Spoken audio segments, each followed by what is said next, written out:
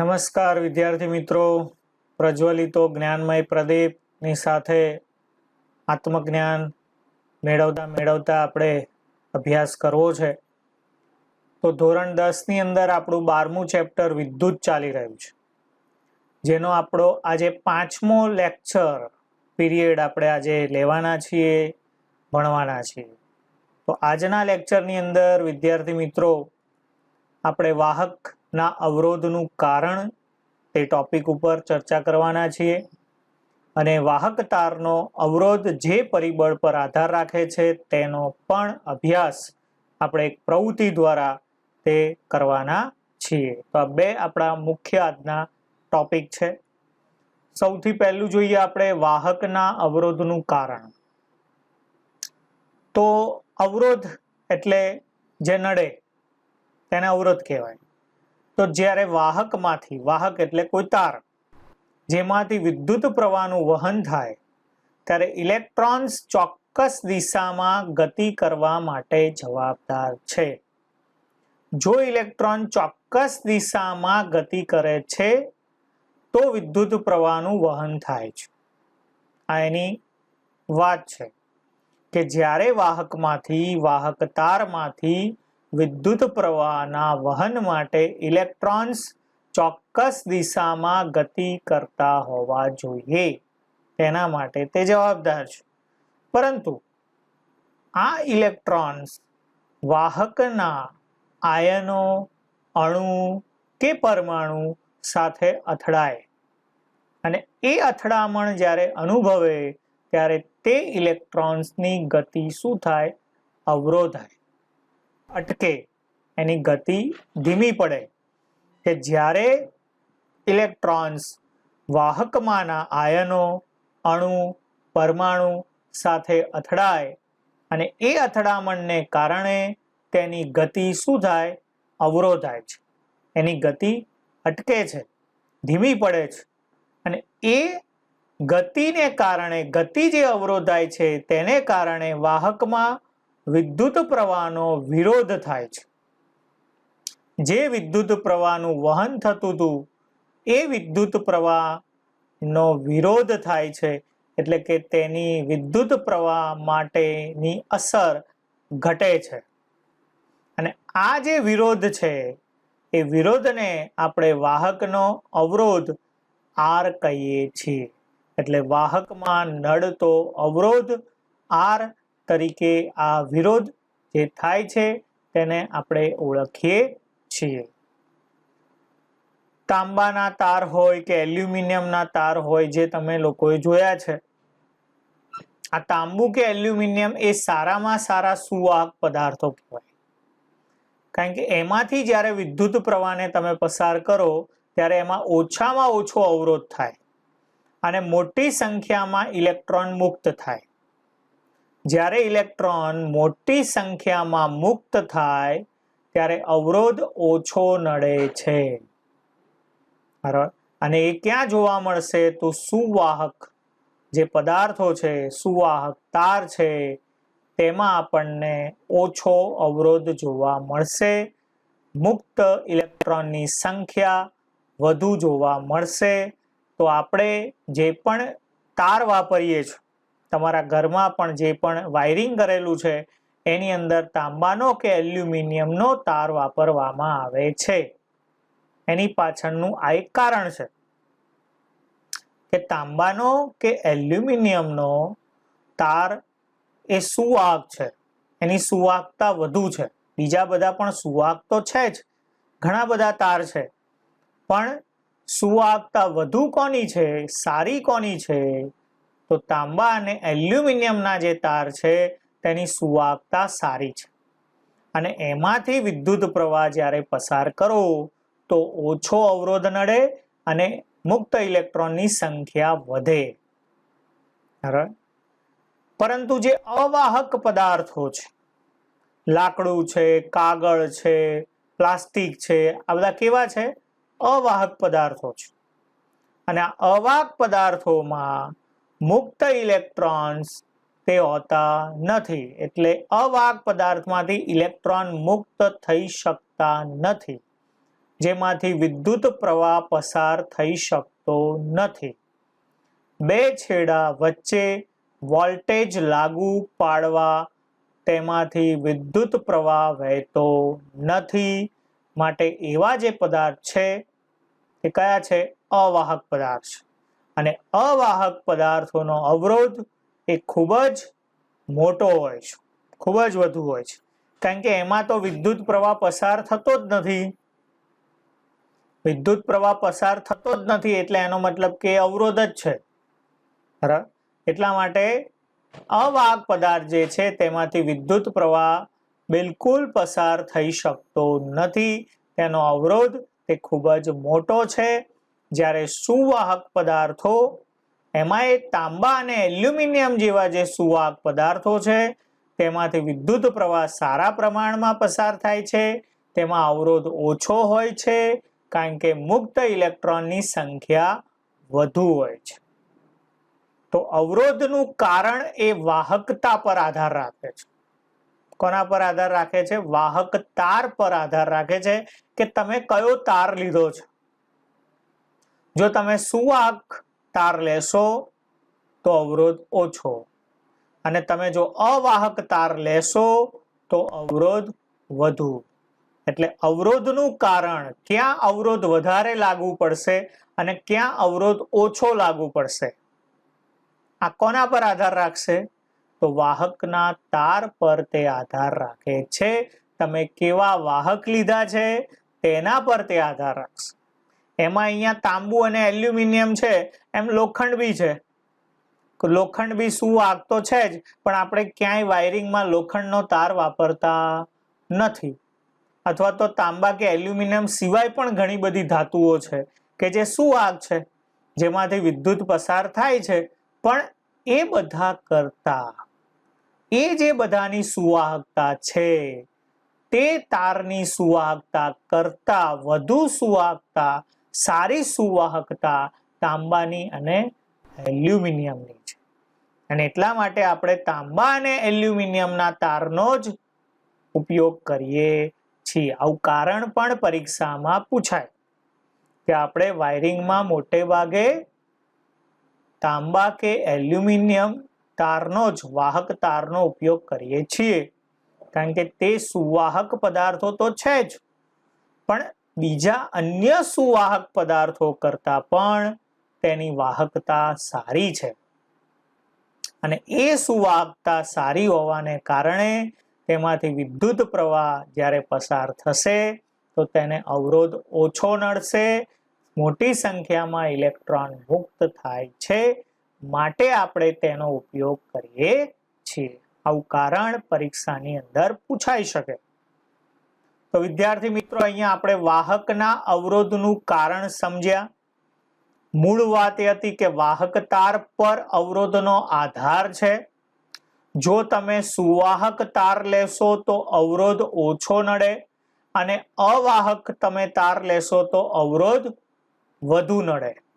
તો વિદ્યાર્થી મિત્રો, આપણને પ્રશ્ન થાય કે આ તો આપણે સુવાહક અને અવાહકની વાત કરી, અર્ધવાહકનું શું?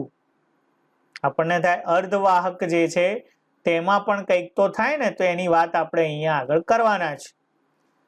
એને સમજવા માટે આપણે એક અહીંયા પ્રવૃત્તિ પણ લીધી છે કે વાહક તારનો અવરોધ જે પરિબળ પર આધાર રાખે છે તેનો અભ્યાસ કરતી એક પ્રવૃત્તિ આપણે અહીંયા દર્શાવી છે. જે આખો પ્રશ્ન આપણે સમજવાનો છે.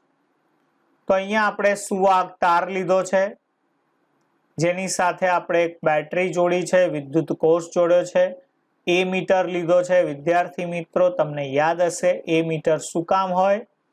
વિદ્યુત પ્રવાહની માપવા માટેનું સાધન છે એ મીટર. એટલે વિદ્યુત પ્રવાહને માપવા માટે કોનો ઉપયોગ થશે? એ મીટર. કળ લીધું છે, સ્વિચ લીધી છે, એક પરિપથ આપણે શું કર્યો છે? તૈયાર કર્યો છે. તો અહીંયા આપણે રીત લખી જ છે. એક કોષ લો, વિદ્યુત કોષ, નિક્રોમનો તાર જે અહીંયા તમને વચ્ચે બતાવ્યો છે તે આપણે કયો તાર લીધો છે? નિક્રોમ તાર, જે અવરોધ તરીકે વપરાય છે. કયો તાર છે? નિક્રોમ. નો તાર લીધો છે. નિક્રોમ એક મિશ્ર ધાતુ છે. નિક્રોમ એ શું છે? મિશ્ર ધાતુ છે. અને નિક્રોમ નો તાર આપણે લીધો છે. એ મીટર જોડ્યું છે, કળ જોડ્યું છે. આ રીતે આપણે એક પરિપથ શું કર્યું છે? તૈયાર કર્યું છે. જે અહીંયા તમને દેખાય છે. આપણે એક શું તૈયાર કર્યું છે? એક પરિપથ તૈયાર કર્યું છે. તો અહીંયા આપણે અલગ અલગ પ્રકારના તાર લેવાના છે વિદ્યાર્થી મિત્રો. જે અહીંયા 4 પ્રકારના મેં તાર તમને અહીંયા તમારી સામે બતાવ્યા છે. બરાબર. એક તાર એવો છે કે જેની લંબાઈ L છે, ક્ષેત્રફળ A છે. બીજો તાર એવો છે કે જેની લંબાઈ 2L, ક્ષેત્રફળ A છે. ત્રીજો તાર છે જેમાં લંબાઈ L છે, ક્ષેત્રફળ 2A છે. અને ચોથો તાર છે જેમાં L લંબાઈના તાંબાનો તાર આપણે લેવાનો છે. બરાબર. અહીંયા આપણે નિક્રોમ તાર લીધા છે, જે ઉપર 3 તમને બતાવ્યા છે તે. છેલ્લે આપણે L લંબાઈનો તાંબાનો તાર લેવાનો છે. ફરીથી એકવાર 4 ભાગની અંદર 4 તાર લઈને આપણે અલગ અલગ સ્ટેપમાં તે આપણે પ્રવૃત્તિ કરવાની છે. તો પહેલું જેમાં લંબાઈ L. L એટલે શું? તો તમે અહીંયા એક આંકડો નક્કી કરી દીધો છે. આપણે અહીંયા મૂલ્ય નથી આપ્યું, પણ L લંબાઈનો તાર છે અને એ ક્ષેત્રફળ ધરાવે છે. હવે તમે જે માપ લો એ અહીંયા L માં બધી જગ્યાએ ફિક્સ રહે. લંબાઈ એની સમજો કે 5 મીટર છે એમ, તો અહીંયા 5 મીટર લંબાઈ, તો અહીંયા પણ 5 જ થાય, તો અહીંયા 5 દુ 10 થાય. એવું એ ક્ષેત્રફળ છે. એટલે સમજો કે 10 મીટર સ્ક્વેર એનું ક્ષેત્રફળ છે. એટલે એવું એક આંકડો ફિક્સ છે જે આપણે અહીં સમજવા માટે છે. તો પહેલામાં આપણે L લંબાઈનો તાર છે એ જેટલું એનું ક્ષેત્રફળ છે. બીજામાં 2L લંબાઈ છે જેનું એ જેટલું ક્ષેત્રફળ છે. અહીંયા લંબાઈ ડબલ થઈ ગઈ, ક્ષેત્રફળ એઝ ઇટ ઇઝ છે. ત્રીજામાં આપણે લંબાઈ L રાખી છે, ક્ષેત્રફળને ડબલ કર્યું છે, 2A કરી દીધું છે. ચોથામાં આપણે શું કર્યું છે? તો નિક્રોમ તારને છોડી દીધો. આ 3 નિક્રોમ તાર હતા. હવે L લંબાઈના તાંબાનો તાર આપણે લીધો. તો આ 4 પ્રકારના તાર લઈને આપણે આખી આ પ્રવૃત્તિ, વાહક તારનો અવરોધ જે પરિબળ પર કેવી રીતે આધાર રાખે છે તેનો અભ્યાસ આપણે કરવાનો છે. તો એના માટે વિદ્યાર્થી મિત્રો પહેલા મારે તમને એક સૂત્ર યાદ કરાવવું પડશે જે આપણે અગાઉ શીખી ગયા છે. R બરાબર V/I યાદ છે? અથવા તો V બરાબર IR અથવા તો I બરાબર V/R. અહીંયા આપણે અવરોધની વાત કરીએ છીએ માટે અહીંયા આપણે કર્તાને અવરોધ બનાવ્યો છે. R આપણો અવરોધ છે. તો R બરાબર V/I. R એટલે અવરોધ, V એટલે વિદ્યુત સ્થિતિમાનનો તફાવત વોલ્ટેજ, અને I એટલે વિદ્યુત પ્રવાહ. આ આપણું એનું શું થયું? સૂત્ર થયું. R બરાબર V/I. તો હવે આપણે પ્રવૃત્તિ શરૂ કરીએ વિદ્યાર્થી મિત્રો. પ્લગ જે આપણો કળ છે એને ચાલુ કરો. અહીંયા આપણે વચ્ચે ટપકું કર્યું છે, એનો મતલબ કે આપણો કળ ચાલુ છે. એ મીટરમાં તેના પ્રવાહને નોંધતા જવાનું છે આપણે. બાકીના 3 પ્રકારના તાર જોડો. એ મીટરનું તેનું શું કરો? અવલોકન કરો. જે અહીંયા આપણે 3 પ્રકારના જે તાર લીધા છે, આ નિક્રોમ તાર છે, આ પણ નિક્રોમ તાર, આ પણ નિક્રોમ તાર. આ છેલ્લો જે છે L લંબાઈ વાળો જે તાંબાનો તાર છે. ઓકે. તો અહીંયા આપણે પ્લગ ચાલુ કરીએ છીએ. એ મીટરમાં આપણે અહીંયા પ્રવાહને નોંધવાનો છે, જે આપણું એ મીટર છે, જે વિદ્યુત પ્રવાહ માપવા માટેનું સાધન છે. અવલોકન કરતા જઈશું, 3 તારને જોડશું, અવલોકન કરશું. પહેલું અવલોકન. પહેલામાં આપણે L લંબાઈનો જે નિક્રોમ તાર લીધો છે, જેનું ક્ષેત્રફળ પણ આપણે A રાખ્યું છે. તો એમાં તમે જ્યારે વિદ્યુત પ્રવાહ માપો છો ત્યારે વિદ્યુત પ્રવાહ I આવે છે. I એટલે તમે કોઈ એક માપ નક્કી કરી લીધું કે અહીંયા L લંબાઈ સમજો કે 5 મીટર હતી, 10 મીટર સ્ક્વેર એનું ક્ષેત્રફળ હતું, તો એનો વિદ્યુત પ્રવાહ I આવ્યો એટલે એનું જે મૂલ્ય હોય તે. બરાબર. હવે તમે શું કર્યું? સેકન્ડની અંદર લંબાઈ ડબલ કરી નાખી, તો 2L લંબાઈ થઈ ગઈ. લંબાઈ ડબલ થઈ ગઈ, નિક્રોમ તાર છે, ક્ષેત્રફળ એઝ ઇટ ઇઝ છે, એ જ છે. બરાબર. વિદ્યુત પ્રવાહનો તમે અહીંયા મૂલ્ય જોશો, તમને જોવા મળશે I/2 એટલે અડધો. અહીંયા 10 એમ્પિયર આવ્યો તો અહીંયા 5 એમ્પિયર થઈ ગયો.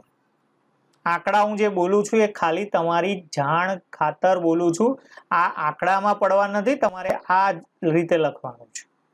ખાલી તમને ખબર પડે કે અહીંયા 10 એમ્પિયર આવ્યો હોય વિદ્યુત પ્રવાહ પહેલા, તો જ્યારે તમે લંબાઈ ડબલ કરો છો તો તમારો વિદ્યુત પ્રવાહ અડધો થઈ ગયો, એટલે I/2 એટલે અહીંયા 10 એમ્પિયર હશે ઉપર, તો અહીંયા 5 એમ્પિયર થઈ જાય. ત્રીજા સ્ટેપમાં આપણે શું કર્યું, તો લંબાઈ એઝ ઇટ ઇઝ રાખી છે, પહેલા હતી તેટલી જ L લંબાઈ. ક્ષેત્રફળ ડબલ કરી દીધું, જે અહીંયા તમને આકૃતિમાં મેં બતાવ્યું છે. ક્ષેત્રફળ શું કરી દીધું, ડબલ કરી દીધું. અને ક્ષેત્રફળ ડબલ થતા 2a ક્ષેત્રફળ થઈ ગયું. તાર આપણો નિક્રોમ જ છે, વિદ્યુત પ્રવાહ ડબલ થઈ ગયો, 2I. શું થયો, વિદ્યુત પ્રવાહ બમણો થઈ ગયો. અહીંયા 5 એમ્પિયર હતો I, તો અહીંયા 5 દુ કેટલો થઈ, અહીંયા સમજો કે 10 એમ્પિયર હતો, તો અહીંયા કેટલો થશે, 10 દુ 20.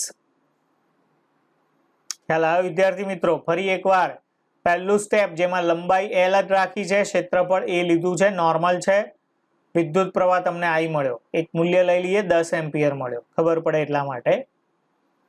2 લંબાઈ, નિક્રોમ તાર, ક્ષેત્રફળ એઝ ઇટ ઇઝ. અહીંયા મેં આકૃતિમાં 2 લંબાઈ વધારી દીધી, ડબલ કરી દીધી. 2 લંબાઈ, ક્ષેત્રફળ A, વિદ્યુત પ્રવાહ અડધો થઈ ગયો. અહીં 10 એમ્પિયર હતો, 5 એમ્પિયર થઈ ગયો. 2a ક્ષેત્રફળ, અહીંયા લંબાઈ એઝ ઇટ ઇઝ છે, ત્રીજામાં તમે જોઈ શકો છો આકૃતિમાં લંબાઈ એઝ ઇટ ઇઝ છે, L લંબાઈ છે. ક્ષેત્રફળ ડબલ કરી દીધું મેં, અહીંયા જાડી કરી દીધી. ક્ષેત્રફળ એટલે તેણે રોકેલો વિસ્તાર, એટલે એનો વિસ્તાર વધી ગયો, ડબલ થઈ ગયો. 2a ક્ષેત્રફળ, વિદ્યુત પ્રવાહ શું થઈ ગયો, ડબલ, 2I. જુઓ વિદ્યાર્થી મિત્રો, શું થઈ ગયું, 2I. વિદ્યુત પ્રવાહ પણ ડબલ થઈ ગયો. અહીંયા કેટલો લીધો તો, 10 એમ્પિયર. અહીં કેટલો થઈ ગયો, 5 એમ્પિયર. અહીં કેટલો થઈ જશે, 20 એમ્પિયર. ખ્યાલ આવ્યો? આ 3 સ્ટેપમાં આપણે જોયું, જે ત્રણેયમાં આપણે નિક્રોમ તાર લીધો છે. પછી આપણે લઈએ છીએ L લંબાઈના તાંબાનો તાર. કયો તાર લીધો અહીંયા, તાંબાનો તાર.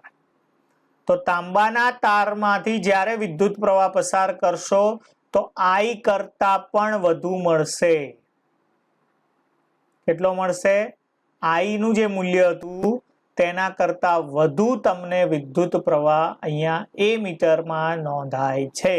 આપણે વિદ્યુત પ્રવાહ ક્યાં નોંધીએ છીએ, આ બધા વિદ્યુત પ્રવાહનું જે આપણે કહીએ છીએ કે L લંબાઈમાં I, 2L લંબાઈમાં I/2, 2a ક્ષેત્રફળમાં 2I, અને L લંબાઈના તાંબાનો તાર લો તો I કરતા વધી ગયો. આ ખબર ક્યાં પડશે, અહીંયા આપણે A મીટર લીધું છે. A મીટર એ વિદ્યુત પ્રવાહને માપવાનું સાધન છે, એટલે અહીંથી તમને ખબર પડશે કે અહીંયા કેટલો વિદ્યુત પ્રવાહ આવ્યો.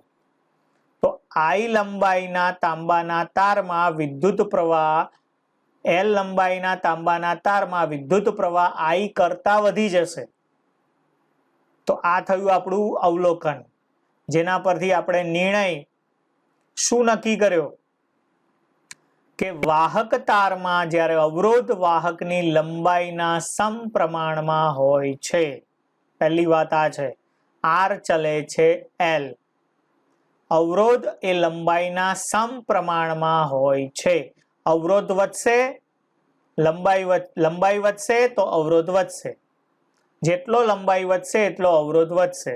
R ચલે છે L, બરાબર. જેટલી લંબાઈ વધશે એટલો અવરોધ વધશે, બરાબર. કારણ કે અહીંયા 2L લંબાઈ થઈ ગઈ, લંબાઈ વધી તો વિદ્યુત પ્રવાહ ઘટી ગયો, એટલે અવરોધ વધી ગયો. પડી ખબર? કારણ કે અહીંયા લંબાઈ વધી તો વિદ્યુત પ્રવાહ અડધો થઈ ગયો. લંબાઈ આપણે ડબલ કરી તો વિદ્યુત પ્રવાહ અડધો થઈ ગયો. એનો મતલબ કે એને નડ્યો. એ તાર, નિક્રોમ તાર, એને વિદ્યુત પ્રવાહ પસાર કરવા માટે એ લંબાઈ વધવાથી એ એને નડી. માટે એનો અવરોધ શું થઈ ગયો? વધી ગયો. અને વિદ્યુત પ્રવાહ શું થઈ ગયો? ઘટી ગયો. લંબાઈ વધી, યાદ રાખજો હું શું બોલું છું એ. લંબાઈ વધી, આ નિક્રોમ તાર એટલે અવરોધ છે. નિક્રોમ તાર એટલે શું છે? અવરોધ. એટલે લંબાઈ વધી, અવરોધ વધ્યો, વિદ્યુત પ્રવાહ ઘટ્યો. પહેલા અહીંયા લખ્યું છે R ચલે છે L. એ સમજાવું છું કે જ્યારે વાહક તારમાં અવરોધ વાહકની લંબાઈના સમપ્રમાણમાં હોય છે, R ચલે છે L. શું થયું? લંબાઈ વધી, અવરોધ વધ્યો, વિદ્યુત પ્રવાહ ઘટ્યો. ફરીથી એકવાર, લંબાઈ શું થઈ? વધે. લંબાઈ વધે. એવું લાગે તો એક ખાના પાડીને આ લખી નાખો વિદ્યાર્થી મિત્રો. હું જે બોલું છું એ શાંતિથી હું બોલું છું. ફરીથી એક વખત તમે સાંભળી લેજો. બહુ જ અગત્યનું છે, કારણ કે MCQ માં પ્રશ્નની અંદર આ સમજવા માટે ખૂબ જ જરૂરી છે. જો લંબાઈ વધે, કોની લંબાઈ? તારની. બરાબર? તારની લંબાઈ વધે તો અવરોધ વધે અને વિદ્યુત પ્રવાહ ઘટે. બરાબર? લંબાઈ વધે, અવરોધ વધે, વિદ્યુત પ્રવાહ ઘટે. બીજું જોઈએ, વાહક તારમાંથી અવરોધ વાહકના આડછેદના ક્ષેત્રફળના વ્યસ્ત પ્રમાણમાં હોય છે. ફરીથી એકવાર, વાહક તારના અવરોધ વાહકના આડછેદના ક્ષેત્રફળના વ્યસ્ત પ્રમાણમાં હોય છે. એટલે કે R ચલે છે 1/A. શું થાય? R એટલે કે અવરોધ ચલે છે 1/A એટલે આડછેદમાં ક્ષેત્રફળ. બરાબર? અહીં શું થયું કે ક્ષેત્રફળ વધ્યું, ડબલ થયું, તો વિદ્યુત પ્રવાહ પણ ડબલ થયો. એટલે અવરોધ ઘટ્યો. અવરોધ અને ક્ષેત્રફળ જે વ્યસ્ત પ્રમાણમાં છે. જો ક્ષેત્રફળ વધે તો અવરોધ ઘટે, ક્ષેત્રફળ ઘટે અવરોધ વધે. આ શોર્ટ બધા લખી રાખજો વિદ્યાર્થી મિત્રો. ક્ષેત્રફળ વધે તો અવરોધ ઘટે અને ક્ષેત્રફળ ઘટે તો અવરોધ વધે. અહીંયા સમજાવું તમને. અહીં 2A ક્ષેત્રફળ છે એટલે ક્ષેત્રફળ વધ્યું. ક્ષેત્રફળ શું થયું? વધ્યું. આપણું ક્ષેત્રફળ કેટલું હતું? A હતું. આપણે ક્ષેત્રફળ કેટલું લીધું હતું? A લીધું હતું. અહીંયા શું કર્યું? ક્ષેત્રફળ ડબલ થઈ ગયું એટલે 2A ક્ષેત્રફળ થઈ ગયું. તો ક્ષેત્રફળ વધે, અવરોધ ઘટે, વિદ્યુત પ્રવાહ વધે. ડબલ થઈ ગયું. ફરીથી એકવાર, ક્ષેત્રફળ વધે, અવરોધ ઘટે, વિદ્યુત પ્રવાહ વધે. બરાબર? ફરીથી એકવાર, ક્ષેત્રફળ વધે, અવરોધ ઘટે, વિદ્યુત પ્રવાહ વધે. ઓકે? ફરીથી આ બંને એકવાર હું બોલી જાઉં છું. તમે ના લખ્યું હોય તો લખી નાખજો અથવા તો યાદ રાખજો. લંબાઈ વધે, અવરોધ વધે, વિદ્યુત પ્રવાહ ઘટે. એનું પછી ઉલટું તમને કરતા આવડે. લંબાઈ વધે, અવરોધ વધે, વિદ્યુત પ્રવાહ ઘટે. ક્ષેત્રફળ વધે, અવરોધ ઘટે અને વિદ્યુત પ્રવાહ પણ વધે. ક્ષેત્રફળ વધે, અવરોધ ઘટે અને વિદ્યુત પ્રવાહ વધે. તો આ બે વાત જે છે તમારે ખાસ યાદ રાખવાની છે. તો વાહકનો અવરોધ એ દ્રવ્યની જાત પર આધાર રાખે છે. બરાબર? વાહકનો અવરોધ એ દ્રવ્યની જાત પર શું કરે છે? આધાર રાખે છે. એટલે કે તેની લંબાઈ અને તેના ક્ષેત્રફળ પર તે શું કરે છે? આધાર રાખે છે. દ્રવ્યની જાત એટલે કે તેની લંબાઈ અને તેના ક્ષેત્રફળ પર તે શું કરે છે? આધાર રાખે છે. જો લંબાઈ વધશે તો અવરોધ શું થશે? યાદ કરો, લંબાઈ વધશે તો અવરોધ પણ વધશે, વિદ્યુત પ્રવાહ ઘટશે. અને જો ક્ષેત્રફળ વધશે તો અવરોધ ઘટશે અને વિદ્યુત પ્રવાહ વધશે. એકવાર ફરીથી હું બોલી જાઉં છું શાંતિથી. જો લંબાઈ વધશે, વાહક તારની લંબાઈ વધશે તો અવરોધ પણ વધશે. આ નિક્રોમ તાર એટલે અવરોધ છે. લંબાઈ વધે છે તો અવરોધ પણ વધે છે, વિદ્યુત પ્રવાહ ઘટે છે. જો ક્ષેત્રફળ વધે છે તો અવરોધ ઘટે છે. ક્ષેત્રફળ વધે છે તો અવરોધ ઘટે છે અને વિદ્યુત પ્રવાહ પણ વધે છે. તો આ રીતે આપણે વાહક તારના અવરોધ જે પરિબળો પર આધાર રાખે છે તેનો અભ્યાસ કર્યો. સુવાહક તાર જે હોય તેમાં ઇલેક્ટ્રોન મુક્ત થવાની સંખ્યા વધુ હોય માટે તેમાં અવરોધ ઓછો હોય. અવાહક જે છે એમાં અવરોધ ખૂબ જ વધુ હોય અને અર્ધવાહક જે હોય જેમ કે સિલિકોન છે, જર્મેનિયમ છે, આ બધા અર્ધવાહક છે જેમાં અવરોધ મધ્યમ હોય. એટલે કે સુવાહક કરતા વધુ હોય અને અવાહક કરતા કેવો હોય? ઓછો હોય. તો આ રીતે આપણે આ અવરોધના કારણો અને અવરોધના પરિબળો, આ બે ટોપિક આપણે આજે સમજ્યા.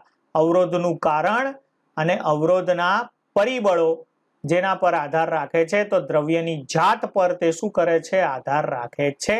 લંબાઈ અને ક્ષેત્રફળ આ બે બાબત ઉપર તે શું કરે છે? આધાર રાખે છે. તો વિદ્યાર્થી મિત્રો, હું આશા રાખું છું કે તમે આ બંને ટૂંકનોંધ સારામાં સારી રીતે સમજ્યા હશો. આ જ રીતે વિડીયોના માધ્યમથી આપણે ભણવાનું છે, વિદ્યા લેવાની છે. ટૂંકનોંધ તમારે એક વખત સારા અક્ષરે ચોપડામાં લખો, 2 થી 3 વખત તમારે એને વાંચવાની છે. આ જ રીતે આપણે વિદ્યા લેતા રહીએ. નાસ્તિ વિદ્યા સમોબંધુ, નાસ્તિ વિદ્યા સમસુહૃદ, નાસ્તિ વિદ્યા સમવિત્તમ, નાસ્તિ વિદ્યા સમસુખમ.